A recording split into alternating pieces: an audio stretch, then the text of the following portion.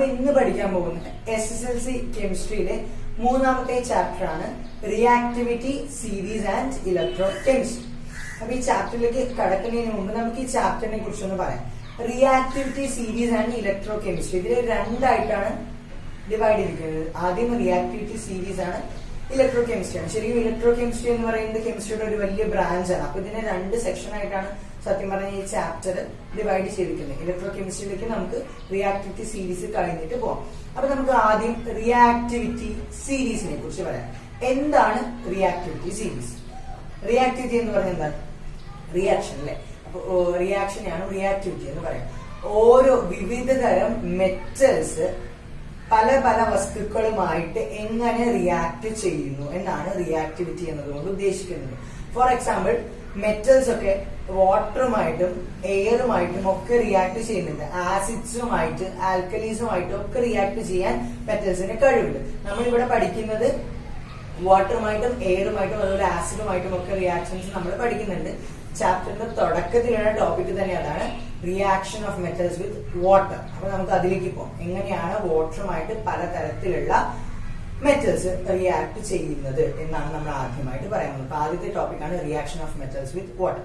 ഇതിന് നമ്മൾ ചെയ്യുന്നത് സോഡിയം, അതുപോലെ മെഗ്നീഷ്യം ആൻഡ് കോപ്പർ, ഈ മൂന്ന് മെറ്റൽസ് ആണ് നമ്മൾ ചൂസ് ചെയ്യുന്നത്. മൂന്ന് തരത്തിലുള്ള മെറ്റൽസ് നമ്മൾ ചൂസ് ചെയ്യും. ഈ മൂന്ന് മെറ്റൽസും വാട്ടറുമായിട്ട് റിയാക്ട് ചെയ്യുമ്പോൾ എന്താണ് സംഭവിക്കുന്നത് എന്നാണ് നമ്മൾ നോക്കാൻ പോകുന്നത്. അങ്ങനെ വാട്ടറുമായിട്ട് റിയാക്ട് ചെയ്യുന്ന സമയത്ത് സോഡിയം വെള്ളവുമായിട്ട് റിയാക്ട് ചെയ്യുമ്പോൾ പ്യുവർ സോഡിയത്തിന്റെ കോമ്പൗണ്ട് ഒന്നുമല്ല. ചിലപ്പോൾ നിങ്ങൾക്ക് തോന്നാം ഉപ്പ് സോഡിയമാണ്, സോഡിയം വെള്ളത്തിലിട്ടാൽ വലുതായിട്ട് റിയാക്ഷൻ. സോഡിയം, പ്യുവർ സോഡിയത്തെ കുറിച്ചാണ് പറയുന്നത്. പ്യുവർ സോഡിയം വെള്ളത്തിൽ ഇട്ട് കഴിഞ്ഞാൽ വളരെ വിഗറസ് ആയിട്ട് എന്ത് ചെയ്യും? റിയാക്ട് ചെയ്യും. അങ്ങനെ റിയാക്ട് ചെയ്യുന്ന സമയത്ത് ഒരു പൊട്ടിത്തെറിയൊക്കെ ഉണ്ടാവും, ഹെപ്പയെന്നൊരു ശബ്ദമൊക്കെ ഉണ്ടാവും. അപ്പൊ അങ്ങനെ ഒരു ശബ്ദം നമുക്ക് കേൾക്കാനായിട്ട് പറ്റും. അപ്പൊ നമ്മള് സോഡിയം, മൂന്ന് മെറ്റൽസിന്റെ കാര്യമായിട്ട് പറയാം. ആദ്യം ഞാൻ സോഡിയത്തിന്റെ കാര്യം പറയാം, എന്നിട്ട് മാഗ്നീഷ്യത്തിലേക്ക് പോകും. അപ്പൊ സോഡിയം നമ്മള് വെള്ളവുമായിട്ട് റിയാക്ട് ചെയ്യുമ്പോൾ പൊട്ടിത്തെറി ഉണ്ടാവും എന്ന് പറഞ്ഞല്ലോ. ഈ പൊട്ടിത്തെറി ഉണ്ടാവുന്ന സമയത്ത് ഈ പോപ്പ് സൗണ്ട് കേൾക്കുന്നതിനുള്ള കാരണം അവിടെ ഒരു ഗ്യാസ്, വളരെ ഇമ്പോർട്ടന്റ് ആണ്, ഒരു ക്വസ്റ്റ്യൻ ആയിട്ട് ചോദിക്കുന്നതാണ്. ഒരു ഗ്യാസ് ഫോം ചെയ്യുന്നത് കൊണ്ടാണ്. അത് ഏത് ഗ്യാസ് ആണ് എന്നുള്ള ചോദ്യം വരാം. ഓക്കെ, അപ്പൊ ഒരു ഗ്യാസ് ഫോം ചെയ്യുന്നത് കൊണ്ടാണ് എന്ത് അവിടെ സോഡിയം ഉണ്ടാവുന്നത്. അതുപോലെ തന്നെ സൊല്യൂഷനിൽ നമ്മൾ ഫിനോഫ്തലീൻ ഉപയോഗിച്ച് കഴിഞ്ഞാൽ, ഫിനോഫ്തലീൻ എന്താണ്? ഒരു ഇൻഡിക്കേറ്റർ ആണ്. അതായത് ആൽക്കലൈൻ നേച്ചർ, ബേസിക് നേച്ചർ അളക്കാൻ വേണ്ടിയിട്ടുള്ള ഒരു ഇൻഡിക്കേറ്റർ ആണ് ഫിനോഫ്തലീൻ. ഫിനോഫ്തലീൻ ഉപയോഗിച്ച് കഴിഞ്ഞാൽ പിങ്ക് ആയിട്ട് ആ സൊല്യൂഷൻ മാറും. അപ്പൊ ഇതിനുള്ള കാരണം എന്താണ്? സോഡിയം വെള്ളവുമായിട്ട് റിയാക്ട് ചെയ്യുമ്പോൾ എന്ത് സംഭവിക്കുന്നു എന്നുള്ളതാണ്. സോഡിയം വെള്ളവുമായിട്ട് റിയാക്ട് ചെയ്യുമ്പോൾ പോപ്പപ്പ് സൗണ്ട് ഉണ്ടാവാൻ കാരണം അവിടെ ഹൈഡ്രജൻ ഗ്യാസ് പ്രൊഡ്യൂസ് ചെയ്യുന്നത് കൊണ്ടാണ്. അപ്പോ ഒരുവിധം എല്ലാ മെറ്റൽസും വെള്ളവുമായിട്ട്, വാട്ടറുമായിട്ട് റിയാക്ട് ചെയ്യുമ്പോൾ ഉണ്ടാവുന്ന ഗ്യാസ് എന്ന് പറയുന്നത് ഏതാണ്? ഹൈഡ്രജൻ ഗ്യാസ് ആണ്. അത് ഓർത്തിരിക്കുക. അപ്പൊ ഹൈഡ്രജൻ ഗ്യാസ് അവിടെ ഉണ്ടാവും. അപ്പൊ ഹൈഡ്രജൻ ഗ്യാസ് ഉണ്ടാവുന്നത് കൊണ്ടാണ് അവിടെ പോപ്പപ്പ് സൗണ്ട് ഉണ്ടാവുന്നത്. ഈ പോപ്പപ്പ് സൗണ്ട് ഉണ്ടാവുന്ന സമയത്ത് എന്താ പറയാ, നമ്മളൊരു മാച്ച് സ്റ്റിക്ക് അവിടെ കൊണ്ട് വെച്ച് കഴിഞ്ഞാൽ ഒരു പോപ്പപ്പ് സൗണ്ട് നമുക്ക് കേൾക്കാനായിട്ട് പറ്റും. അവിടെ കത്തും. അതാണ് ഹൈഡ്രജൻ കത്താൻ, മാച്ച് സ്റ്റിക്ക് കുറച്ചുകൂടെ കത്താനായിട്ട് ഹെൽപ്പ് ചെയ്യുന്നുണ്ട്. അപ്പോൾ അവിടെ ഒരു പൊട്ടിത്തെറി, ഒരു പോപ്പ് ശബ്ദം കേൾക്കും സോഡിയത്തിന്റെ കേസിൽ എന്ന് പറയുന്നത്. അതുപോലെ ഫിനോഫ്തലിൻ ഉപയോഗിക്കുമ്പോൾ പിങ്ക് കളർ കിട്ടാനുള്ള കാര്യം എന്താണ് എന്ന് ചോദിച്ചു കഴിഞ്ഞാൽ അവിടെ സോഡിയം ഹൈഡ്രോക്സൈഡ് ഫോം ചെയ്തു, സോഡിയത്തിന്റെ കോമ്പൗണ്ട് ഫോം ചെയ്തു, സോഡിയം ഹൈഡ്രോക്സൈഡ്. അതുകൊണ്ടാണ് സോഡിയം ഹൈഡ്രോക്സൈഡ് എന്ത് നേച്ചറാണ്? സോഡിയം ഹൈഡ്രോക്സൈഡ് ആൽക്കലൈൻ നേച്ചറാണ്. അതുകൊണ്ടാണ് അവിടെ എന്ത് സംഭവിക്കുന്നത്? Alkaline nature. ഫിനോഫ്തലിൻ എന്ന് പറയുന്നത് പിങ്ക് ആയിട്ട് കാണിക്കുന്നത് അതുകൊണ്ടാണ്. ഫിനോഫ്തലിൻ കലർന്നിട്ടുള്ള സൊല്യൂഷൻ പിങ്ക് ആയി മാറുന്നത് അതുകൊണ്ടാണ്. അപ്പൊ നമുക്ക് ഇതിലൊരു റിയാക്ഷൻ ഉണ്ട്. ആ റിയാക്ഷൻ ഞാൻ പറഞ്ഞു തരാം. അത് നിങ്ങൾക്ക് വേണമെങ്കിൽ നിങ്ങൾക്ക് പഠിച്ചു വെക്കാവുന്നതാണ്. അത് റിയാക്ഷന്റെ ഇക്വേഷൻ, ബാലൻസ്ഡ് ഇക്വേഷൻ എന്ന് പറയുന്നത് 2Na plus 2H2O giving 2NaOH plus H2. ഇതാണ് എന്ത് ബാലൻസ്ഡ് ഇക്വേഷൻ എന്ന് പറയുന്നത്. ഇനി അടുത്ത് നമുക്ക് എന്തിലേക്ക് പോകാം? മെഗ്നീഷ്യത്തിലേക്ക് പോകാം. മെഗ്നീഷ്യത്തിലേക്ക് പോകുന്ന സമയത്ത് മെഗ്നീഷ്യം വെള്ളവുമായിട്ട് റിയാക്ട് ചെയ്യുമ്പോൾ ഒരു ഫീബിൾ റിയാക്ഷൻ മാത്രമേ ഉണ്ടാവുള്ളൂ. വളരെ കുറച്ച് എമൗണ്ട് ഓഫ് ഹൈഡ്രജൻ മാത്രമേ പ്രൊഡ്യൂസ് ചെയ്യൂ. ഏത് ഗ്യാസ് ആണെന്ന് ഓർമ്മയില്ല എന്നുണ്ടെങ്കിൽ വാട്ടർ ആണ്. വാട്ടറിൽ നിന്ന് ഉണ്ടാവാൻ പറ്റുന്നത് ഹൈഡ്രജനും ഓക്സിജനും ആണ്. അപ്പൊ ഓക്സിജൻ ഉണ്ടാവുന്നില്ല, അതുകൊണ്ട് ഹൈഡ്രജൻ ആണ് ഉണ്ടാവുന്നത് ഓർത്ത് വെച്ചാൽ മതി. വലിയ കോംപ്ലിക്കേഷൻ ഒന്നുമില്ല. സോ എന്താ പറയാ, അവിടെ വളരെ കുറച്ച് മാത്രമേ ഹൈഡ്രജൻ പ്രൊഡ്യൂസ് ചെയ്യുന്നുള്ളൂ, വളരെ റിയാക്ഷൻ വളരെ കുറവാണ്. ഇനി കോപ്പർ ആണെങ്കിൽ നമുക്കറിയാം, കോപ്പർ നമ്മൾ കുറച്ച് ചെമ്പുകമ്പി എടുത്ത് വെള്ളത്തിലിട്ട് ഒരു റിയാക്ഷൻ സംഭവിക്കില്ല. കോപ്പർ എന്ത് ചെയ്യില്ല, വാട്ടറുമായിട്ട് റിയാക്ട് ചെയ്യില്ല. ഇത്ര നേരം പറഞ്ഞത് നോർമൽ ആയിട്ടുള്ള റൂം ടെമ്പറേച്ചറിലുള്ള വെള്ളത്തിലിടുന്ന കാര്യമാണ് നമ്മൾ പറഞ്ഞത്. ഇനി നമ്മൾ അടുത്ത് പറയാൻ പോകുന്ന ഹോട്ട് വാട്ടർ, ചൂടാക്കിയ വെള്ളത്തിൽ ഇടുമ്പോൾ. ഇവിടെ നോർമലി സോഡിയം നോർമൽ വെള്ളത്തിൽ ഇടുമ്പോൾ തന്നെ, സാധാരണ റൂം ടെമ്പറേച്ചറിലുള്ള വെള്ളത്തിൽ ഇടുമ്പോൾ തന്നെ എന്ത് സംഭവിക്കുന്നു, വളരെ നന്നായിട്ട് റിയാക്ട് ചെയ്യുന്നുണ്ട്. അപ്പൊ നമ്മൾ സോഡിയം ഒഴിവാക്കി. ഈ സോഡിയം ചൂടുവെള്ളത്തിലിട്ടാൽ അതിനേക്കാളൊക്കെ ഭയങ്കര വലിയ റിയാക്ഷൻ ഉണ്ടാവും. സോ നമ്മളത് ഒഴിവാക്കിയിട്ട് നമ്മൾ മെഗ്നീഷ്യവും കോപ്പറും മാത്രം എടുക്കുക. മെഗ്നീഷ്യം ചൂടുവെള്ളത്തിലിടുമ്പോൾ പച്ചവെള്ളത്തിൽ റിയാക്ട് ചെയ്തതിനേക്കാൾ കൂടുതലായിട്ട് റിയാക്ട് ചെയ്യും, കുറച്ചുകൂടെ നന്നായിട്ട് എന്ത് ചെയ്യും, മെഗ്നീഷ്യം റിയാക്ട് ചെയ്യും. അപ്പോൾ കോപ്പറിന് ഒരു റിയാക്ഷനും കാണിക്കില്ല, കോപ്പർ വാട്ടറുമായിട്ട് റിയാക്ഷൻ ഒന്നും തന്നെ കാണിക്കില്ല. ഇതാണ് പലതരത്തിലുള്ള റിയാക്ഷൻ, ഓരോ മെറ്റൽസിന്റെയും പലതരത്തിലുള്ള റിയാക്ഷൻ എന്ന് പറയുന്നത്. ഇനി ഇവിടെ വേറൊരു കാര്യം നമുക്ക് പറയാനുള്ളത് എന്ന് പറഞ്ഞാൽ കൊളിഷൻ തിയറിനെ കുറിച്ചാണ്. അതായത് കൊളിഷൻ തിയറി എന്താണ്? കൊളിഷൻ തിയറിയെ കുറിച്ച് ഞാൻ പറയുന്നില്ല. ടെമ്പറേച്ചർ കൂടുന്ന സമയത്ത് കൊളിഷൻ കൂടും. കൊളിഷൻ എന്ന് പറഞ്ഞാൽ എന്താ, ഇടിക്കുക, കൂട്ടിയിടിക്കുന്നതിനെയാണ് കൊളിഷൻ എന്ന് പറയുന്നത്. ടെമ്പറേച്ചർ കൂടുന്ന സമയത്ത് ശരിക്കും എന്താ സംഭവിക്കുന്നത്, കൈനറ്റിക് എനർജിയിലെ മൂവ് ചെയ്യുന്ന എനർജി കൂടും. നമ്മളൊരു സാധാരണ വെള്ളം ഒരു വെസലിൽ വെക്കുകയാണെങ്കിൽ അതിന് ചൂടാക്കുന്ന സമയത്ത് മൂവ്മെന്റ് ഉണ്ടാവും അല്ലെ, കൈനറ്റിക് എനർജി കൂടുന്നതുകൊണ്ടാണ് അങ്ങനെ സംഭവിക്കുന്നത്. അങ്ങനെ കൂടുന്ന സമയത്ത് മോളിക്യൂൾസ് തമ്മിലുള്ള ഇടികൾ വളരെ കൂടുതലായിരിക്കും എന്നുള്ളതാണ് കാര്യം. അതുകൊണ്ടാണ് നോർമലി പച്ചവെള്ളത്തിൽ റിയാക്ട് ചെയ്ത് അത്രയും കൂടുതലായിട്ട് റിയാക്ട് ചെയ്യാത്ത മെഗ്നീഷ്യം എന്ന് പറയുന്നത് ചൂടുവെള്ളത്തിൽ നന്നായിട്ട് റിയാക്ട് ചെയ്യാൻ കാര്യം എന്താണ്, അതിന്റെ ടെമ്പറേച്ചർ കൂടുന്നത് കൊണ്ടാണ്. സോ അത് ഓർത്ത് വെക്കാം. അപ്പോ reaction of metals with water നമ്മൾ പഠിച്ചു വരാം. ഇനി നമ്മൾ അടുത്ത് പറയാൻ പോകുന്നതാണ് ആസിഡ്സ്. ആസിഡ്സുമായിട്ട് എങ്ങനെയാണ് മെറ്റൽസ് റിയാക്ട് ചെയ്യുന്നത്? ഇവിടെ വളരെ ഇമ്പോർട്ടന്റ് ആയിട്ടുള്ള റിയാക്ടിവിറ്റി സീരീസ് എന്ന് പറയുന്ന ഒരു സാധനം കടന്നു വരുന്നത് എവിടെയാണ്, ആസിഡ്സുമായിട്ട് വരുമ്പോഴാണ് നമുക്ക് പറയാം. അപ്പൊ ഇവിടെ നിങ്ങളുടെ ടെക്സ്റ്റിൽ ഒരു എക്സ്പെരിമെന്റ് കൊടുത്തിട്ടുണ്ട്. ഒരു 5 എലമെന്റ്സ് എടുത്തിട്ടുണ്ട്, 5 മെറ്റൽസ് എടുത്തിട്ടാണ് ചെയ്തിരിക്കുന്നത്. അത് ഏതൊക്കെയാണെന്ന് ചോദിച്ചിട്ടുണ്ട്, കുറെ എന്താ പറയാ ടെസ്റ്റ് ട്യൂബിൽ ഇട്ടിട്ട് ചെയ്തിട്ടുണ്ട്. സോ അത് ഏതൊക്കെയാണെന്ന് ഞാൻ പറയാം. ഒന്ന് അയൺ ആണ്, Fe, പിന്നെ magnesium, copper, lead and zinc. ഈ 5 അവിടെ കൊടുത്തിരിക്കുന്നത്. ഈ 5 റിയാക്ട് ചെയ്യുന്ന എല്ലാം റിയാക്ട് ചെയ്യുന്നത് ഡൈല്യൂട്ട് ഹൈഡ്രോക്ലോറിക് ആസിഡുമായിട്ടാണ് റിയാക്ട് ചെയ്യുന്നത്. ഡൈല്യൂട്ട് ഹൈഡ്രോക്ലോറിക് ആസിഡുമായിട്ട് ഓരോന്ന് റിയാക്ട്, ഇതെല്ലാം റിയാക്ട് ചെയ്യുമ്പോൾ ഇവിടെയും പ്രൊഡ്യൂസ് ചെയ്യുന്ന ഹൈഡ്രജൻ ഗ്യാസ് തന്നെയാണ്. ഹൈഡ്രജൻ ഗ്യാസ് ഓരോന്നും പ്രൊഡ്യൂസ് ചെയ്യുന്ന എമൗണ്ട് ഡിഫറെന്റ് ആയിരിക്കും. അതിന് കാരണം എന്ന് പറഞ്ഞു കഴിഞ്ഞാൽ ഇതിന്റെ ഒക്കെ റിയാക്ഷൻ റേറ്റ് എന്ന് പറയുന്നത് ഡിഫറെന്റ് ആയതുകൊണ്ടാണ് ഇവിടെ ഉണ്ടാകുന്ന ഹൈഡ്രജൻ ഗ്യാസിന്റെ എമൗണ്ട് എന്ന് പറയുന്നതും ഡിഫറെന്റ് ആയിരിക്കുന്നത്. സോ ഇതിന്റെ അടിസ്ഥാനത്തില് മെറ്റൽസിന്റെ എന്താ പറയാ റിയാക്ടിവിറ്റി കൂടിയതിൽ നിന്ന് കുറഞ്ഞതിലേക്ക് ഡിസെൻഡിങ് ഓർഡറിൽ താഴേക്ക് എന്ത് ചെയ്തിട്ടുണ്ട്, അറേഞ്ച് ചെയ്തിട്ടുണ്ട്. മെറ്റൽസിനെ ഒരു സീരീസ് പോലെ അറേഞ്ച് ചെയ്തിട്ടുണ്ട്. അതിനെയാണ് റിയാക്ടിവിറ്റി സീരീസ് എന്ന് പറയാം. ഈ റിയാക്ടിവിറ്റി സീരീസിന്റെ അടിസ്ഥാനത്തിലാണ് നിങ്ങൾ അടുത്തത് പഠിക്കാൻ പോകുന്ന ഡിസ്പ്ലേസ്മെന്റ് റിയാക്ഷൻസ് എന്ന് പറഞ്ഞിട്ട് ഒരു വലിയ ടോപ്പിക് വരുന്നത്. ആ ടോപ്പിക് മൊത്തം വരുന്നത് റിയാക്ടിവിറ്റി സീരീസിന് അടിസ്ഥാനത്തിലാണ്. റിയാക്ടിവിറ്റി സീരീസ് നിങ്ങൾക്ക് അറിഞ്ഞാൽ മാത്രമേ ഡിസ്പ്ലേസ്മെന്റ് റിയാക്ഷൻസ് നിങ്ങൾക്ക് എന്ത് ചെയ്യാൻ പറ്റുള്ളൂ, എഴുതാൻ പറ്റുള്ളൂ. അതിന് റിയാക്ഷൻസും ഇക്വേഷൻസും ഒക്കെ എഴുതാനുണ്ട്. അത് എഴുതണമെങ്കിൽ നിങ്ങൾക്ക് ഇത് അറിയണം. സോ റിയാക്ടിവിറ്റി സീരീസ് നിങ്ങൾ മൊത്തം പഠിച്ചു വെക്കണം. അത് പഠിച്ചു വെക്കാൻ എന്ന് പറഞ്ഞാൽ അത്ര എളുപ്പമുള്ള ഒരു കാര്യമൊന്നുമില്ല. ഞാൻ പഠിക്കുന്ന സമയത്തൊന്നും എനിക്ക് ആരും പറഞ്ഞു തരാനൊന്നും ഉണ്ടായിരുന്നില്ല.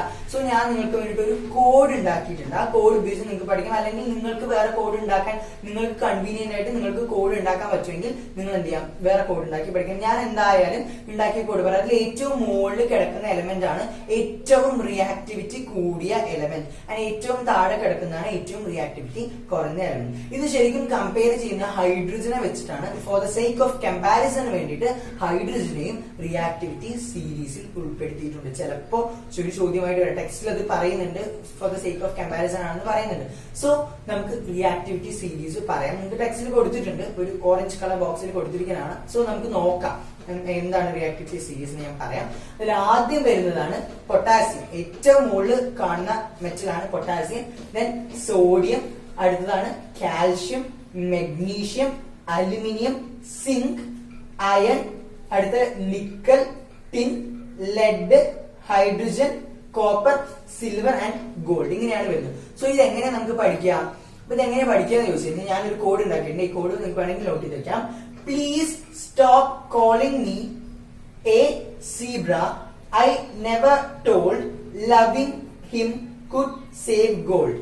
ഇതാണ് ഞാൻ ഉണ്ടാക്കിയിരിക്കുന്ന കോഡത്തിൽ. പറയുന്നത് എന്താണെന്ന് വെച്ച് കഴിഞ്ഞാൽ അവൻ എന്നെ സീബ്ര എന്ന് വിളിക്കുന്നത് എനിക്ക് ഇഷ്ടമല്ല. ഞാൻ ഒരിക്കലും അവനോട് പറഞ്ഞിട്ടില്ല അവനെ പ്രേമിച്ചു കഴിഞ്ഞാൽ എനിക്ക് ഞാൻ സ്വർണം സേവ് ചെയ്യാൻ പറ്റുമെന്ന് ഞാൻ ഒരിക്കലും പറഞ്ഞിട്ടില്ല എന്നാണ് ഇത് ഉദ്ദേശിക്കുന്നത്. ജസ്റ്റ് ഒരു നോൺ സെൻസിക് ആയിട്ടൊരു സാധനമാണ്. പക്ഷെ നമുക്ക് എളുപ്പത്തിൽ പഠിക്കാൻ എന്താണോ കൺവീനിയന്റ് അതാണല്ലോ നമ്മൾ ചെയ്യേണ്ടത്. അപ്പൊ അതുകൊണ്ടാണ് ഞാൻ പഠിക്കുന്ന സമയത്ത് ഭയങ്കര ബുദ്ധിമുട്ടിട്ട് പഠിച്ചത്. അപ്പൊ അതുകൊണ്ടാണ് ഈ ഒരു കോഡ് ഉണ്ടാക്കിയിരിക്കുന്നത്. സോ നിങ്ങൾക്ക് നോക്കിക്കഴിഞ്ഞാൽ മനസ്സിലാവും. Please stop calling me A zebra, I never told loving him could save gold. ഇതാണ് ഈ കോഡ് ഉപയോഗിച്ച് നിങ്ങൾക്ക് റിയാക്ടിവിറ്റി സീരീസിലെ എല്ലാ എലിമെന്റ്സും എന്താ പറയാ താഴേക്ക് പഠിച്ചു വെക്കാനായിട്ട് പറ്റും. ഇതിന്റെ അടിസ്ഥാനത്തിലാണ് ഡിസ്പ്ലേസ്മെന്റ് റിയാക്ഷൻസ് വരുന്നത്. അപ്പൊ നമ്മളിപ്പോ പറഞ്ഞത് ഏതൊക്കെയാണ്? നമ്മൾ പറഞ്ഞു ആസിഡ്സ് ആയിട്ടുള്ളതും പറഞ്ഞു, വാട്ടർ ആയിട്ടുള്ളതും പറഞ്ഞു. അടുത്തതാണ് air, reaction of metals with air. So എയറുമായിട്ട് റിയാക്ട് ചെയ്യുന്ന സമയത്ത് എന്തൊക്കെയാണ് ഉള്ളത്, എയറിൽ എന്തൊക്കെയാണ് ഉള്ളത് എന്നുള്ളതിന്റെ അടിസ്ഥാനത്തിലാണ് റിയാക്ഷൻസ് സംഭവിക്കുന്നത്. ഇപ്പൊ നമ്മള് ബേസിക് ആയിട്ട് പറയുന്നത് 3 കാര്യങ്ങളായിട്ടാണ്. ഒന്ന് carbon dioxide, oxygen and moist. ഇത് മൂന്നുമായിട്ട്, ഈർപ്പം അതുപോലെ തന്നെ ഓക്സിജനും കാർബൺ ഡയോക്സൈഡ്, ഇത് മൂന്നുമായിട്ട് റിയാക്ട് ചെയ്യുമ്പോൾ എന്തൊക്കെയാണ് മെറ്റൽസിന് വരുന്ന മാറ്റങ്ങൾ എന്നാണ് നമ്മൾ പറയാൻ പോകുന്നത്.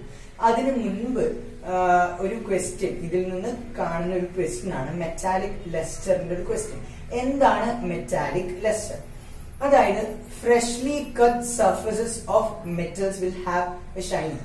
അതായത് നമ്മൾ പുതിയതായിട്ട് കട്ട് ചെയ്തിട്ടുള്ള സർഫസ്, ഇപ്പൊ ഫോർ എക്സാമ്പിൾ ഞാൻ ചെമ്പുകമ്പിയുടെ കാര്യം തന്നെ പറയാം. ചെമ്പുകമ്പി നമ്മൾ മുറിക്കുന്ന സമയത്ത് അതിന്റെ എഡ്ജ് പോർഷൻ ഭയങ്കരമായിട്ട് നോർമലി ബാക്കിയുള്ള ആ ചെമ്പ് കളറിൽ അല്ലാതെ ഒരു സിൽവർ ആയിട്ട് ഭയങ്കരമായിട്ട് തിളങ്ങി കാണും അല്ലെ? ഇതേപോലെ എല്ലാ മെറ്റൽസിനും ഉണ്ട്. അലുമിനിയം ആയിട്ട് ഏത് മെറ്റൽസ് നമ്മൾ മുറിച്ചു കഴിഞ്ഞാലും അതിന്റെ കട്ട് ചെയ്തിട്ടുള്ള പുതിയ സർഫസിന് ബാക്കിയുള്ള സർഫസിനേക്കാൾ തിളക്കം വളരെ കൂടുതലായിരിക്കും. പക്ഷെ ക്രമേണ ഈ തിളക്കം ഇല്ലാതെയായി പോകും. അപ്പൊ ഈ ഇങ്ങനെ കാണുന്നത് freshly cut surface of metals will have shining and this property is called metallic lustre. ഈ പ്രോപ്പർട്ടിയാണ് മെറ്റാലിക് ലസ്റ്റർ എന്ന് പറയുന്നത്.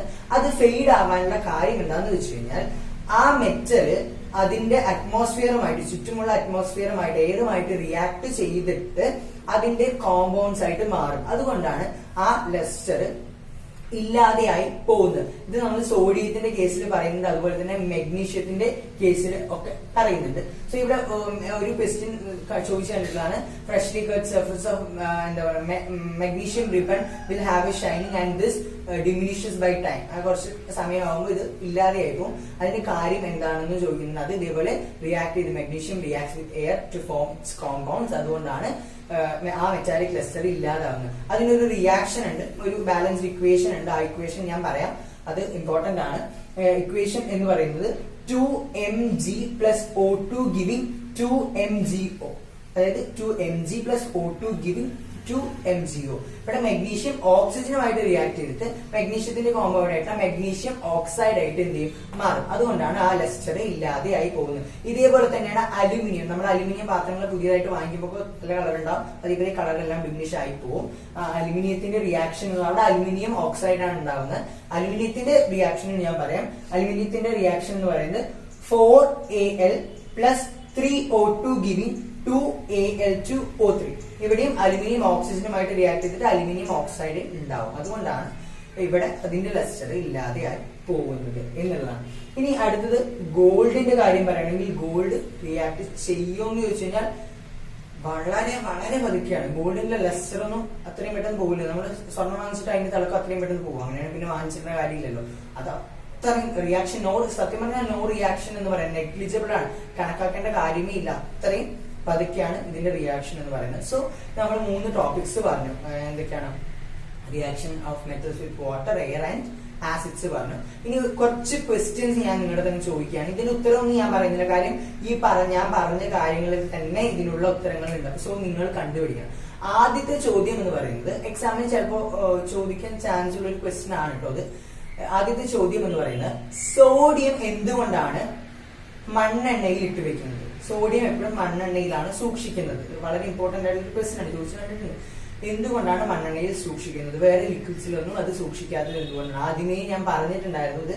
നിങ്ങൾ ക്ലാസ് മുഴുവൻ ശ്രദ്ധിച്ച ആൾക്കാരാണെങ്കിൽ തീർച്ചയായിട്ടും നിങ്ങൾക്ക് ഒരു ഉത്തരം കണ്ടുപിടിക്കാൻ പറ്റും. ഇനി അടുത്തത് state a method to identify ആൽക്കലൈനേജ്. ആൽക്കലി കണ്ടുപിടിക്കാൻ വേണ്ടിയിട്ടുള്ള ഒരു മെത്തേഡ് ഉപയോഗിക്കും സ്റ്റേറ്റ് ചെയ്യാനാണ് പറയുന്നത്. അത് ഞാൻ പറഞ്ഞു. ഇനി അടുത്ത ഒരു ചോദ്യം എന്ന് പറയുന്നത് എങ്ങനെയാണ് ടെമ്പറേച്ചർ റിയാക്ഷന്റെ സ്പീഡിനെ ഇൻഫ്ലുവൻസ് ചെയ്യുന്നത്? ടെമ്പറേച്ചർ കൂടിക്കഴിഞ്ഞാൽ റിയാക്ഷന്റെ സ്പീഡിന് എന്ത് സംഭവിക്കും? ടെമ്പറേച്ചർ കുറഞ്ഞു കഴിഞ്ഞാൽ റിയാക്ഷന്റെ സ്പീഡിന് എന്ത് സംഭവിക്കും? കൊളിഷൻ തിയറിയുടെ അടിസ്ഥാനത്തിലാണ് അത് പറയുന്നത്. സോ അതും ആണ് അടുത്ത ഒരു ക്വസ്റ്റ്യൻ എന്ന് പറയുന്നത്. നാലാമത്തെ ക്വസ്റ്റ്യൻ എന്ന് പറഞ്ഞു കഴിഞ്ഞാൽ ഹൈഡ്രജൻ എന്ന് പറഞ്ഞു കഴിഞ്ഞാൽ കളർലെസ് ആണ്, ഓർഡർലെസ് ആണ്, സ്മെല്ലില്ല. അതുപോലെ എയറിനേക്കാൾ, നമ്മുടെ സാധാരണ എയറിനേക്കാൾ ഡെൻസിറ്റി വളരെ കുറവാണ്. അതുകൊണ്ടാണ് ഹൈഡ്രജൻ വരുമ്പോൾ പറക്കുന്നത്. ഡെൻസിറ്റി വളരെ കുറവാണ്. ഇങ്ങനെയൊക്കെയുള്ള ഹൈഡ്രജന്റെ ഫോർമേഷൻ നമുക്ക് മനസ്സിലാക്കാൻ എങ്ങനെ പറ്റും? എങ്ങനെയാണ് നമ്മൾ കണ്ടുപിടിക്കുക? ഇതാണ് ഒരു 4-5 ക്വസ്റ്റ്യൻ. സോ ഇത് നിങ്ങൾ സ്വന്തമായിട്ട് ടെക്സ്റ്റിലുള്ള ക്വസ്റ്റ്യൻസ് ആണ് എന്നാണ് എന്റെ അറിവ്. സോ എനിക്ക് തോന്നുന്നു. സോ നിങ്ങൾ ഇത് കണ്ടുപിടിക്കുക. വളരെ ചെറിയ ക്വസ്റ്റ്യൻസ് ആണ്, എക്സാമിന് ചോദിക്കാൻ ചാൻസ് ഉള്ള 1-2 മാർക്കിനൊക്കെ ചോദിക്കാൻ ചാൻസ് ഉള്ള കുറച്ച് ക്വസ്റ്റ്യൻസ് ആണ്.